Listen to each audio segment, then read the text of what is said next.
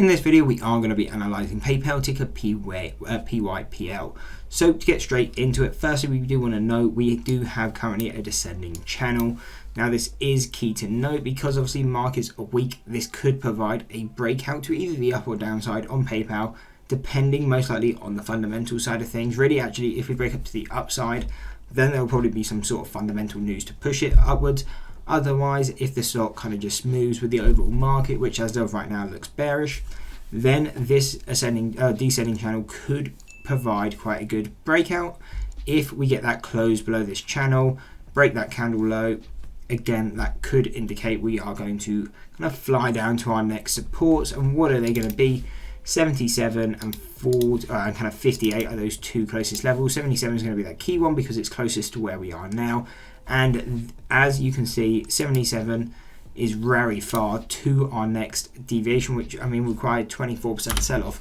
So this 77 is really going to be the thing we would have all eyes on. If we break this level, come back to retest it, and selling pressure kicks in, then more than likely in time we would expect to fade all the way down to $58. Obviously that would break that 52-week low of 67.50, but really if markets continue weak, it probably won't be having all that much luck holding above its 52-week low, and will probably continue to hit newer 52-week lows, like we're seeing across most of the stocks in the market. So these would really be the two key supports we're paying attention to. Again, if we do continue further, 45, 39, 50, $20 are going to be other supports, but really that key focus again is, can we hold the 77? If not, be paying attention to 58. Now, on the other hand, if we end up breaking this upward channel, this would take us into our first deviation on the 6-month chart. And right after there, we do have another resistance at 101. So you may be able to get a quick play from the 95 to 101, but otherwise we would really wait until you break out of there, especially if you're not looking for the shorter term trades, and just wait for a bit more of an easy trade or easier entries. Once we break this level and we're starting to look at the 140, 114, the 133, the 155/152, and our final two levels at 210 and 265.